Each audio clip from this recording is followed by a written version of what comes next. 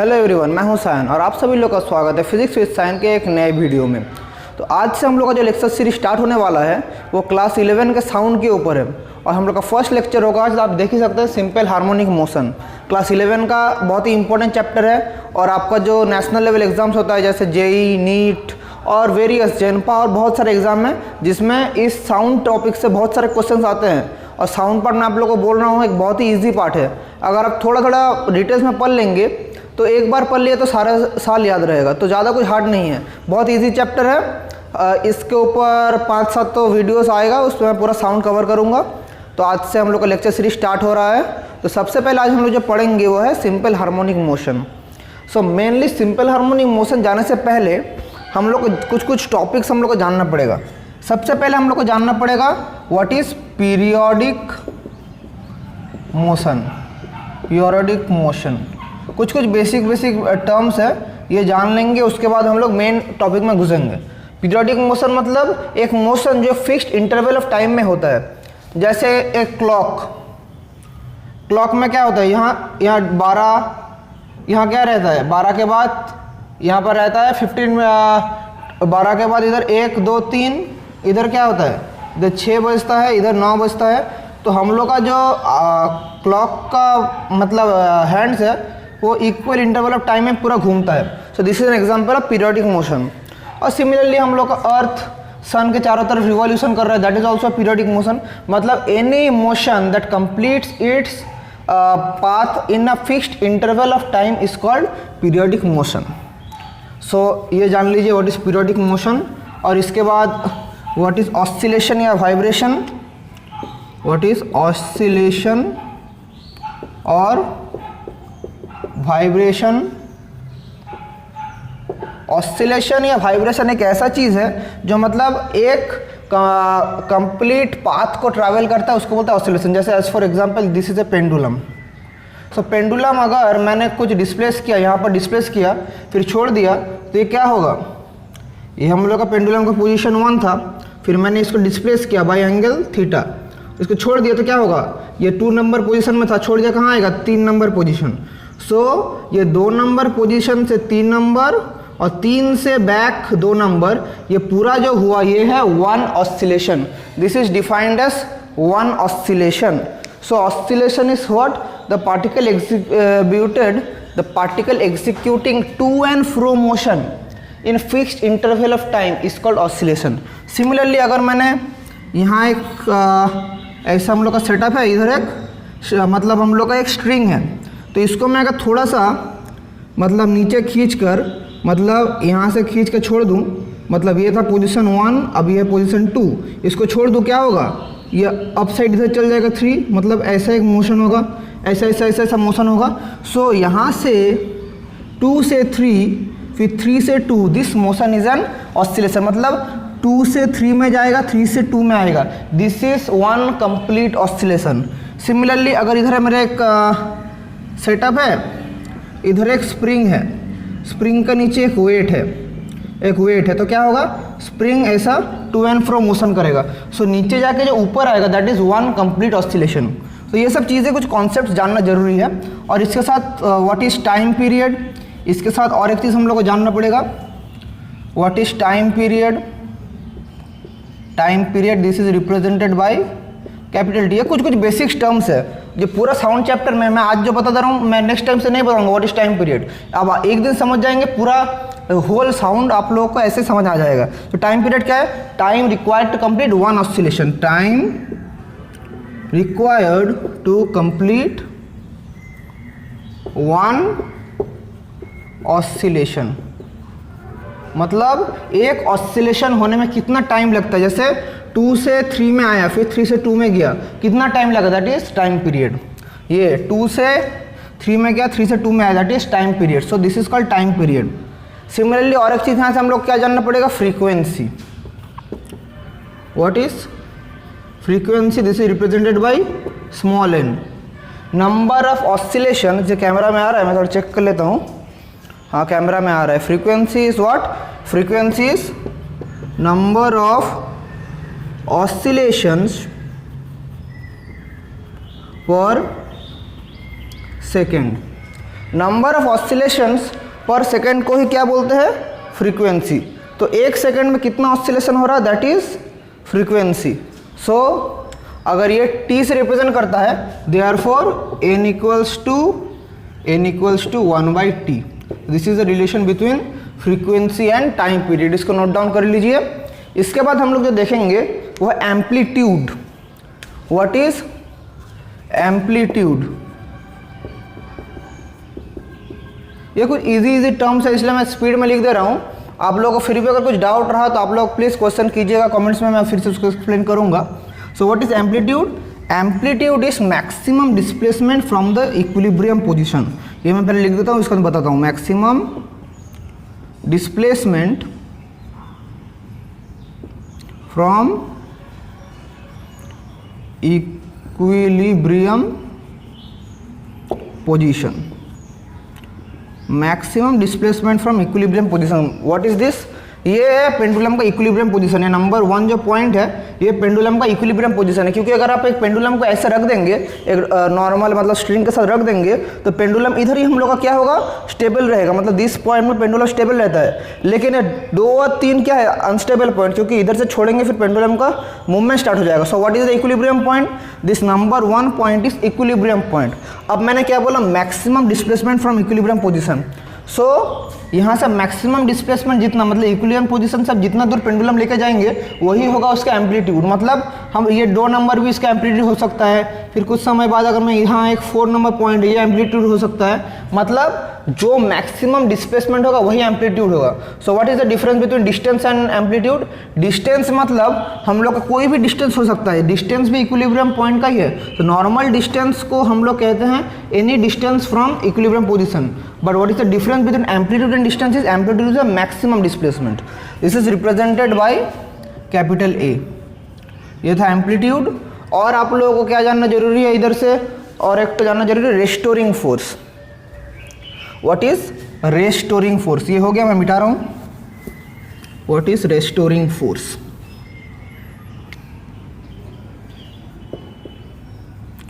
What is restoring force? Restoring force is nothing but the force that causes the body to come back to its equilibrium position। मतलब ये जो हम लोग का pendulum के example से क्यों समझा रहा हूँ, क्योंकि ये है सबसे ईजीएस्ट एग्जाम्पल किसी भी चीज़ समझने के लिए। मैं डेफिनेशन तो लिखवा सकता हूँ, लेकिन आप लोग अगर कॉन्सेप्चुअली पढ़े तो आप लोगों को कॉन्सेप्ट क्लियर होगा दिमाग में। बिना कॉन्सेप्ट के पढ़ने से, सिर्फ रट्टा मारने से फिजिक्स नहीं होगा। इसलिए मैं हर समय एग्जाम्पल दे के बोल रहा हूँ। तो देखिए, ये जो पेंडुलम था, ये था equilibrium position. This is unstable, this is unstable. So मैंने पेंडुलम का बॉब को 2 नंबर में लेके गया, फिर छोड़ दिया, तो कहाँ मूवमेंट होगा, दिस तरफ मूवमेंट होगा। सो what is this? This is the direction of equilibrium. मतलब 2 से किस तरफ आ रहा है, नंबर 1 में। सो ये इक्विलिब्रियम पॉइंट की तरफ आ रहा है। 3 से अगर छोड़ दिया कहाँ जाएगा, 1 की तरफ। मतलब इक्विलिब्रियम पोजीशन की तरह हम लोग का मूवमेंट है। मतलब where is the equilibrium position, that side our movement is. So मतलब restoring force is that force that helps in the body to come back to its equilibrium position। इसको अच्छे से देखिए, the force that helps in bringing the body, इसको मैं अगर लिखूं, the force that helps in bringing the body in equilibrium position. इसको note down कर लीजिए। Force that helps in bringing the body in equilibrium position. Camera में आ रहा है तो सब कुछ हाँ आ रहा है, नोट डाउन कर लीजिए। इसको नोट डाउन करने के बाद अब SHM और रिस्टोरिंग फोर्स में क्या अंतर है? SHM मतलब simple harmonic motion. Simple harmonic motion मतलब एक लाइन याद रख जाइएगा, all SHMs are restoring force but all restoring force are not SHM। अब what are the basic difference between SHM और restoring force and what makes restoring force SHM, हम लोग वो देखेंगे अभी। मतलब restoring force SHM या simple harmonic motion कैसे बनेगा, उसके कुछ कंडीशंस है। कुछ नहीं, 2 कंडीशंस है, बहुत ही इंपॉर्टेंट कंडीशन, वो मैं नोट डाउन करता हूँ। Conditions for restoring force to become SHM। Restoring force एक सिंपल हार्मोनिक मोशन बनेगा। इसका पहला जो कंडीशन है, इस जो फोर्स है always directed towards is equilibrium position. मतलब मैं पहले बार ही देखा हूँ पेंडुलम से, फिर से पेंडुलम का एक ड्राइंग बना ले रहा हूँ मैं इधर। 1 2 3 यहाँ से रिस्टोरिंग फोर्स का डायरेक्शन क्या है, इक्विलिब्रियम पोजीशन। यहाँ से क्या है, equilibrium position. So number 1 condition is force is always directed towards the equilibrium position। ये सबसे पहला पॉइंट है, रिस्टोरिंग फोर्स को हमेशा इक्विलिब्रियम पोजीशन की तरह डायरेक्ट करना पड़ेगा। और सेकंड कंडीशन क्या है, force is directly proportional to the distance of the body from its equilibrium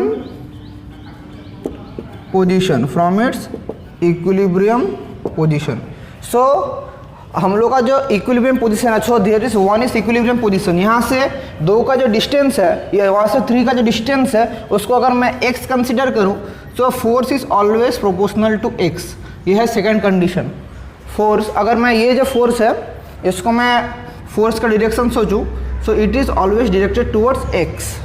सो इसको आप नोट डाउन कीजिए, ये 2 कंडीशन है for restoring force to become SHM। So इसको मैं अगर समराइज़ करके लिखूँ, मैं अगर इसको अगर मतलब अभी मैथमेटिकली एक्सप्रेस करूँ, क्या आ जाएगा, देखिए ये जो 2 नंबर पॉइंट है इसको मैं अगर मैथमेटिकली रिप्रेजेंट करूँ, सो F प्रोपोर्शनल टू x, जहाँ पर F है रिस्टोरिंग फोर्स और x है क्या है, x distance of the body from equilibrium position, distance of body from equilibrium position. EP मतलब इक्विलिब्रियम पोजीशन। अब इसको हम सॉल्व करेंगे, ये एक डिफरेंशियल इक्वेशन बनेगा, उसको हम लोग सॉल्व करेंगे। बहुत ही इंटरेस्टिंग है, जो लोग को मैथमेटिक्स अच्छा लगता है ये इक्वेशन सॉल्व करने में बहुत मज़ा आएगा। सो सबसे पहले प्रोपोर्शनल हटाने के लिए हम लोग क्या करना पड़ता है, कांस्टेंट मल्टीप्लाई करना पड़ता है। So F equals to minus of SX, जहाँ पर S इज एन कांस्टेंट। इस कांस्टेंट का एक नाम है, इस कांस्टेंट का एक पर्टिकुलर नाम है जिसका नाम है force constant. S is an force constant, this constant is force constant। इसको नोट डाउन कीजिए, फोर्स कांस्टेंट। अब माइनस मैंने क्यों दिया, क्योंकि restoring force is always directed opposite to the displacement. मतलब डिस्प्लेसमेंट, ये मिट गया, ये जो 1 यहाँ पे 3 था, फोर्स किस तरफ डायरेक्टेड है, दिस इज द फोर्स, और x किस तरफ डायरेक्टेड है, x इस तरफ डायरेक्टेड है, दोनों ऑपोजिट साइड में डायरेक्टेड है। मतलब force directed toward equilibrium position and x directed towards amplitude. मतलब 1 से 3 की तरफ x का डायरेक्शन है और 3 से 1 की तरफ फोर्स का डायरेक्शन है, इसलिए इधर एक माइनस आएगा। माइनस साइन सिग्निफिकेंट्स मैं लिख भी दे रहा हूँ, negative sign indicates opposite direction. इसको नोट डाउन कर लीजिए, सब कुछ कॉन्सेप्चुअली पढ़ेंगे, पूरा समझ में आएगा। अब F क्या है, F equals to mass into acceleration, और M क्या है, dv/dt। Acceleration is equals to dv/dt, और dv/dt का हम लोग कैसे लिख सकते हैं, m d2x बाई dt2, हम लोग ये लिख सकते हैं। So force equals to m d2x dt2। हम लोग इधर अगर लिखे तो m d2x by dt2 plus sx equals to 0। ये कहाँ से आया, दिस इज द रिलेशन जहाँ से आया। अब d2x by dt2 plus s by m x equals to 0, और s बाई एम को एक चीज़ हम लोग कंसिडर करेंगे जो है omega equals to under root s by m. ये एक कंसिडर हम लोग को करना पड़ेगा, दिस इज मतलब करना ही पड़ेगा, नहीं तो सॉल्व नहीं होगा। और ये चीज़ क्या है, ये फ्रीक्वेंसी है d2x by angular frequency plus omega square x equals to 0। This is equation number 1, यहाँ तक आया। अब इसको सॉल्व करने के लिए हम लोग को ये एक सेकेंड ऑर्डर डिफरेंशियल इक्वेशन है, this is A second order differential equation.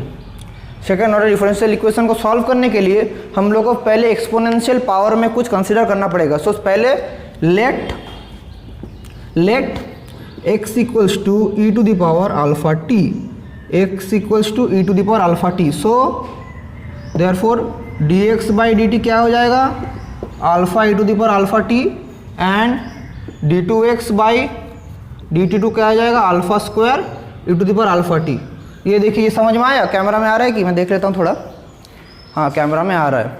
So alpha square e to the power alpha t. So therefore equation 1, therefore from equation 1 क्या आ जाएगा, d2x बाई dt2 का जगह क्या लिखेंगे, alpha square e to the power alpha t plus omega square, x की जगह क्या लिखेंगे, e to the power alpha t equals to 0। अब इसी इक्वेशन को मैं ऊपर लिख रहा हूँ, इसको अगर ऊपर लिखूँ क्या हो जाएगा, alpha square plus omega square into e to the power alpha t equals to 0, यही आएगा। और इसको मैं अगर फिर से सॉल्व करूँ क्या आ जाएगा, alpha square plus omega square equals to 0, क्योंकि e to the power alpha t not equals to 0 है। एक्सपोनेंशियल टर्म कभी भी 0 का इक्वल्स नहीं होगा, इसलिए दिस इज इक्वल्स टू 0 होगा। अब इसको अगर हम लोग सॉल्व करें क्या आ जाएगा, alpha equals to plus minus i omega, एक इमेजिनरी टर्म आएगा।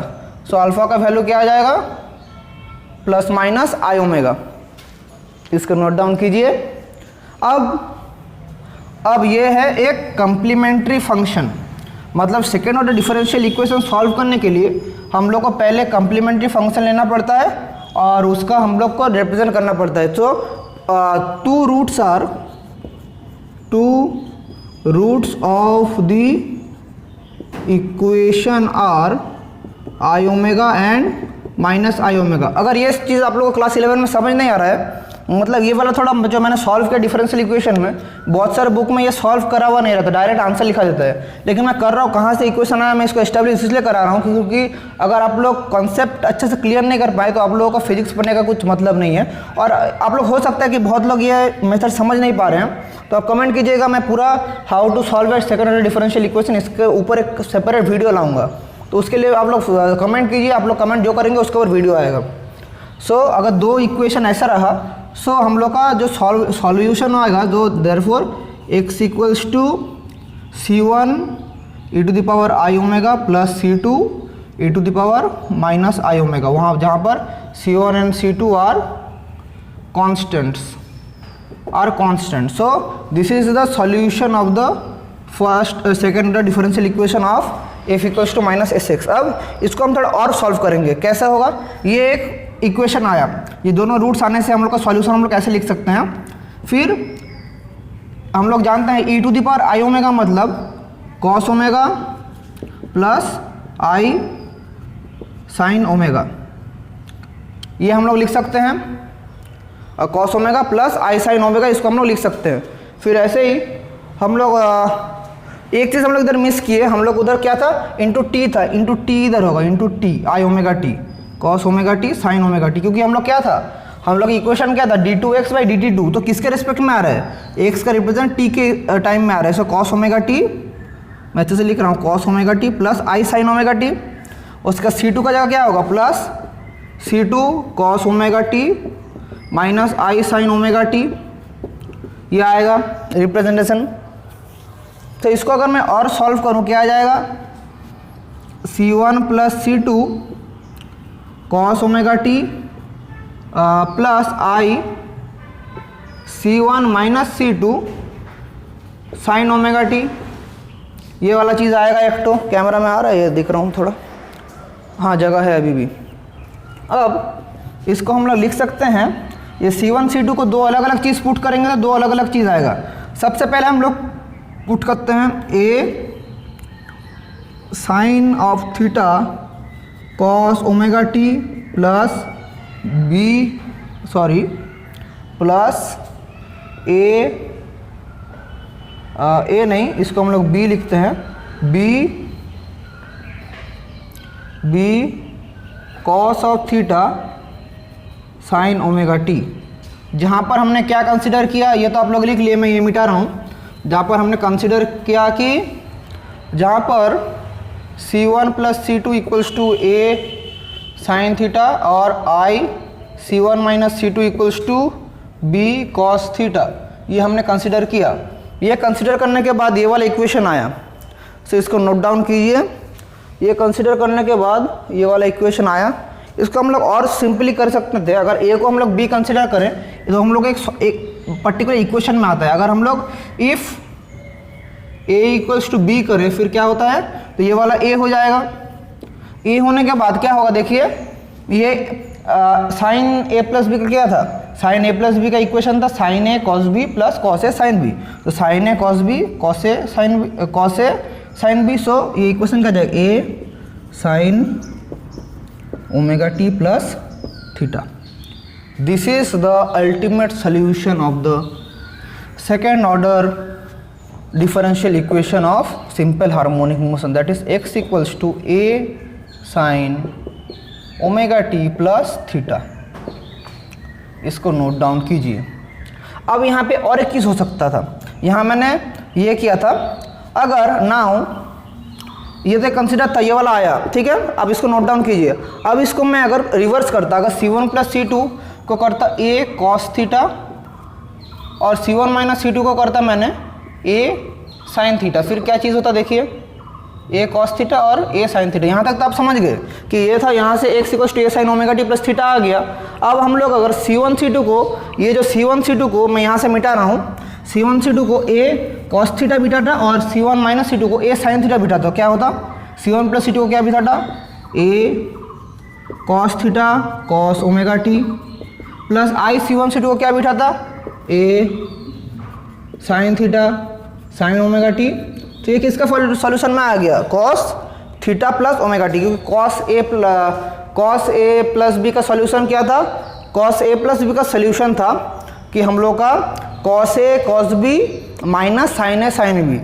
तो इधर हम लोग का क्या इक्वेशन आएगा, ये कॉस ए माइनस बी का है। कॉस ए माइनस बी का क्या था, cos A cos B minus sign A sine B, sorry cos A, हम लोग जो ये सॉल्यूशन बोल रहा हूँ, कॉस ए माइनस बी का क्या था, cos A cos b plus sign A sine B, ये था कॉस ए माइनस बी का फॉर्मूला। सो इधर वही आया है।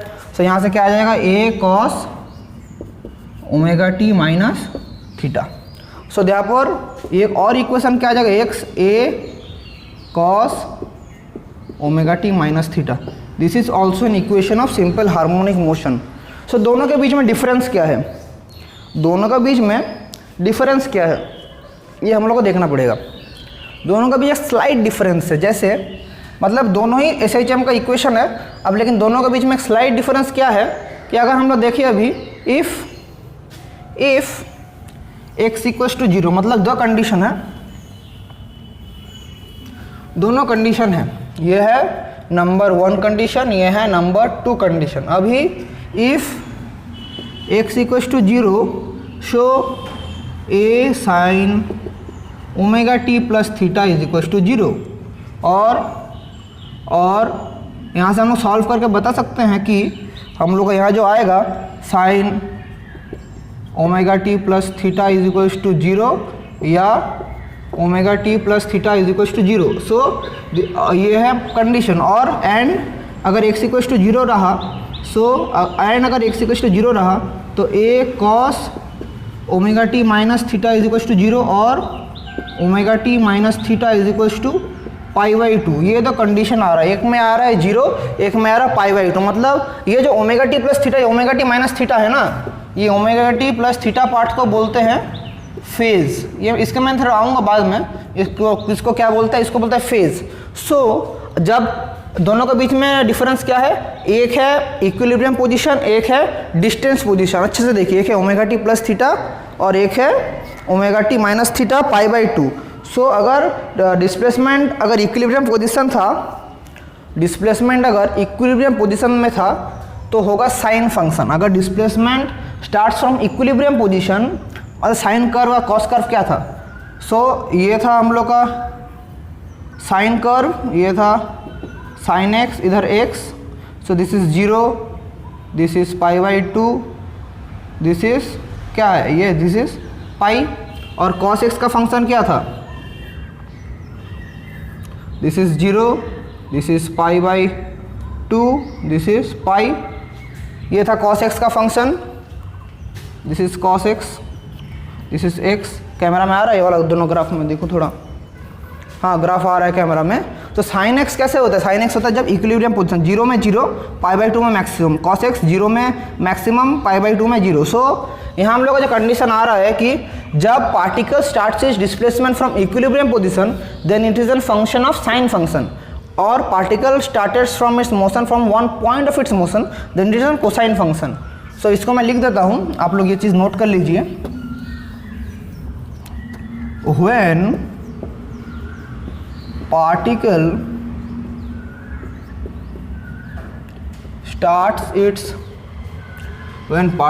starts its motion from its equilibrium position, it is represented as a sine function, and when it starts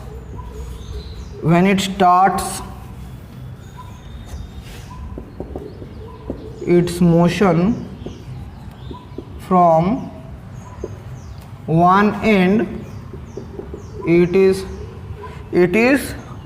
represented as cosine function, ये एक important line है, इसको नोट डाउन करके रखिए। इक्विलिब्रियम पोजीशन से हुआ तो साइन फंक्शन, और अगर इक्विलिब्रियम पोजीशन से नहीं हुआ तो कोसाइन फंक्शन। ये चीज़ आप लोग देख लीजिए थोड़ा। इसको होने के बाद हम लोग एक कुछ छोटे छोटे चीज़ है जिसको हम लोग जानना पड़ेगा। What is the velocity, what is acceleration of the particle. और इधर और एक लाइन जो रेस्टोरिंग फोर्स और सिस्टम का था, ये भी लिख लीजिए। All SHMs are restoring force, but all restoring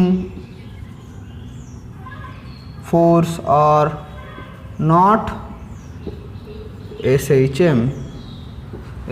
ये लाइन भी अच्छे से नोट कीजिए, इसको नोट डाउन कर लीजिए।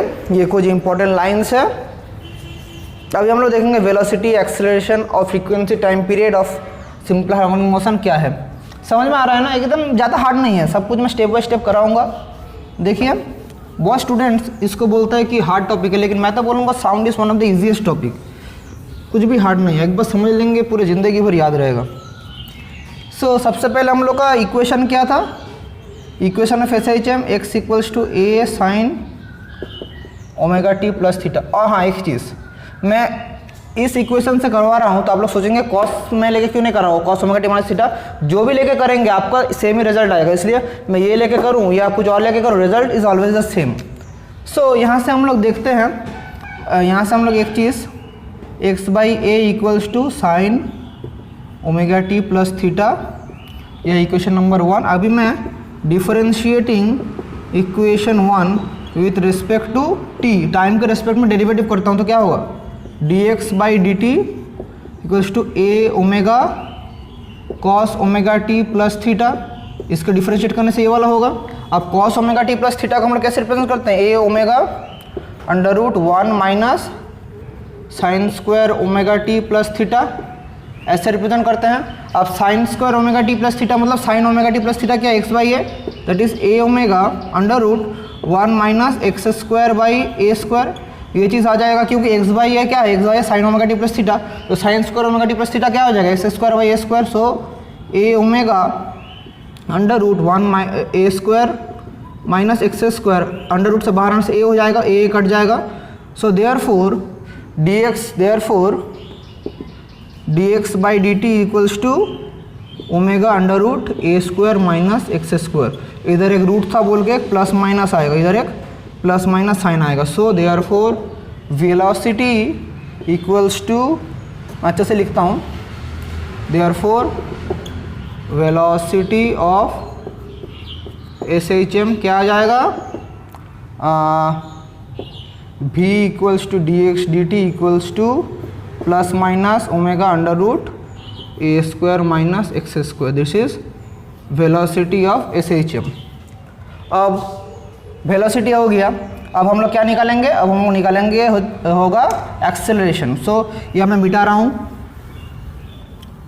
सो क्या था, dx dt a omega cos omega t plus theta, इसको हम लोग फिर से अगर डिफरेंशिएट करें d2x बाई dt2 करें, क्या हो जाएगा, minus a omega square sine omega t plus theta, sine omega t plus theta, a sine omega t plus theta क्या है, x, so minus omega square x. So therefore acceleration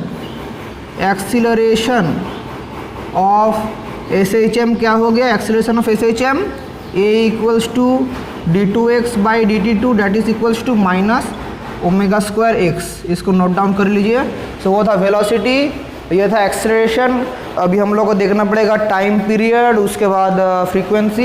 एकदम easy है, एकदम easy है, इसको note down कर लीजिए।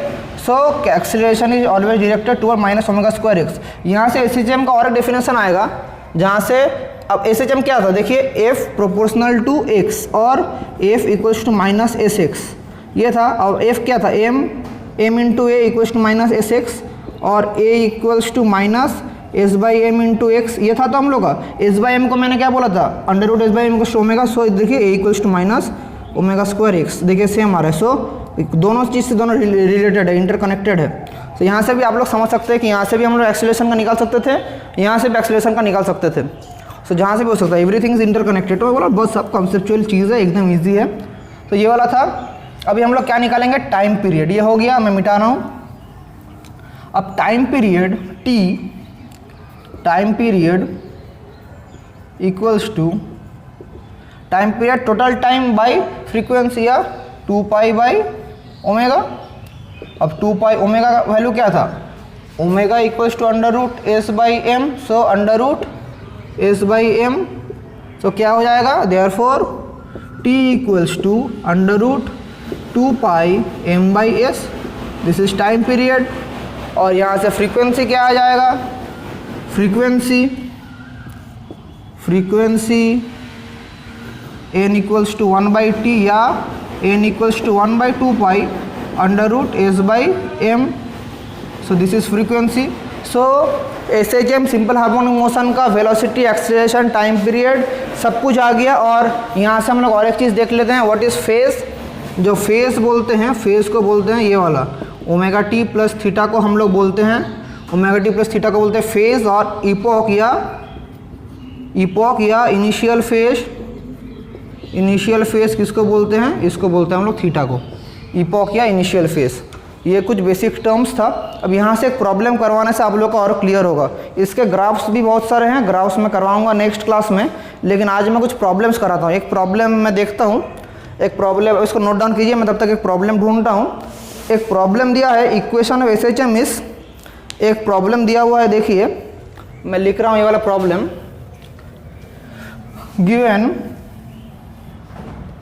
Given equation, अगर क्वेश्चन ऐसे रहा, given equation of SHM is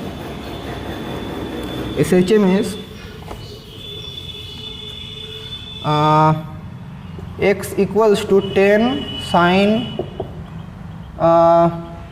20t plus pi by 2 ऐसे करके दिया हुआ है। देन फाइंड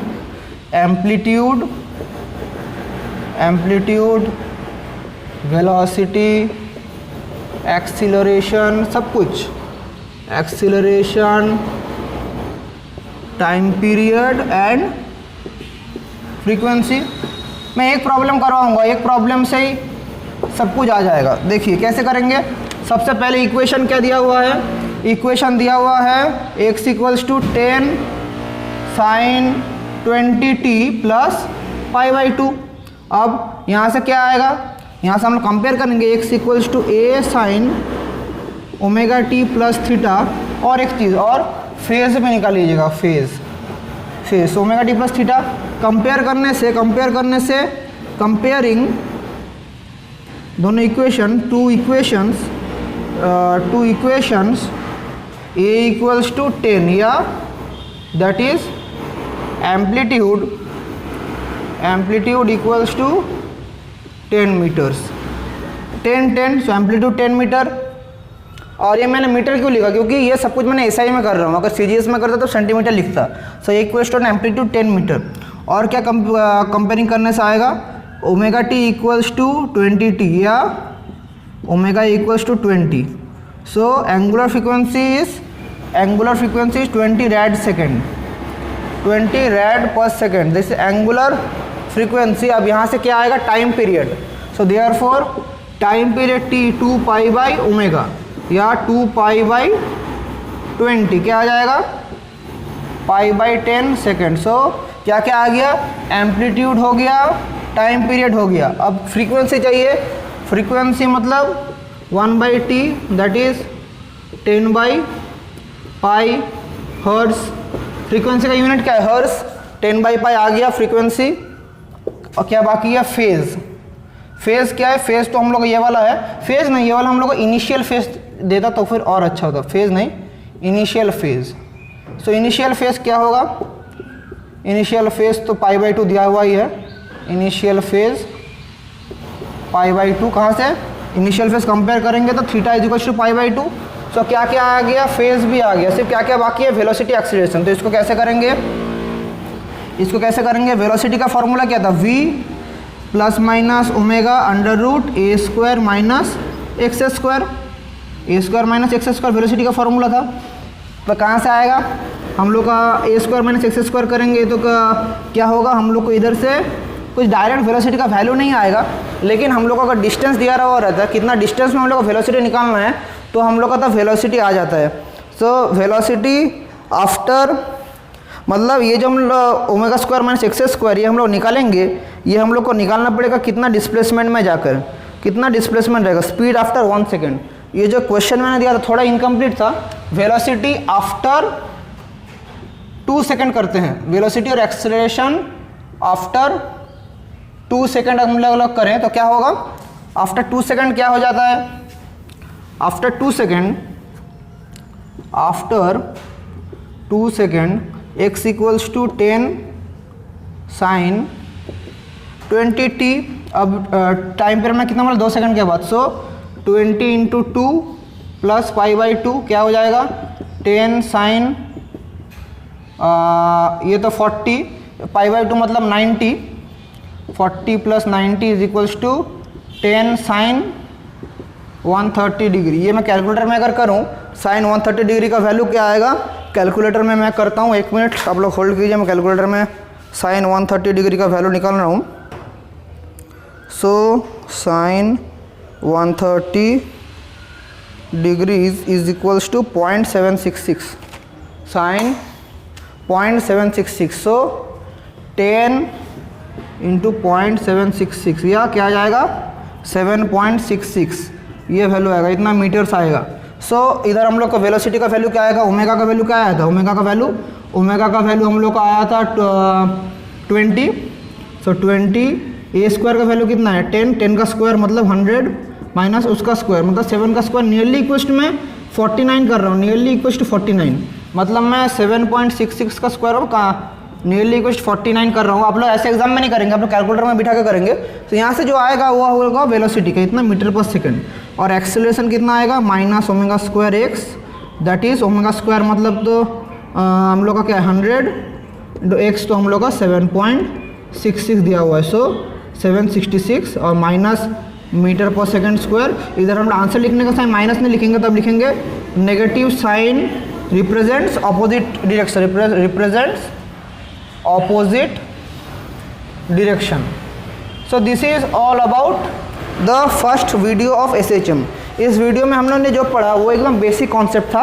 मैं नेक्स्ट वीडियो के अंदर क्या करूँगा, नेक्स्ट वीडियो के अंदर हम लोग देखेंगे वेलोसिटी, एक्सीलरेशन, डिस्प्लेसमेंट का कुछ ग्राफ्स है, वो ग्राफ्स कैसा होता है वो हम लोग देखेंगे।